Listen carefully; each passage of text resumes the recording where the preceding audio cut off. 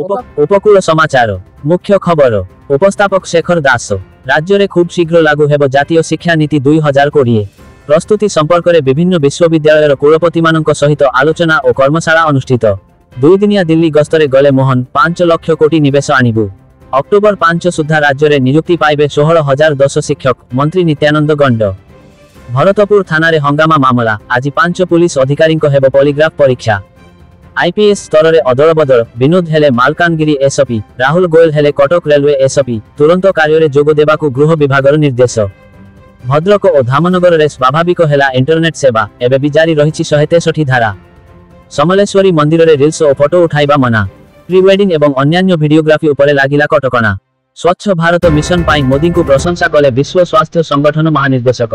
बिहार में ब्लेड भांगी बन्याचल में जरूरी अवतरण कला वायुसेना हेलिकप्टर दिल्ली पुलिस को बड़ सफलता 2000 कोटी टंकार कोकेन जबत 4 गिरफ इलेक्ट्रिक यान को प्रोत्साहित करबा पाई आरंभ हेला पीएम ड्राइव योजना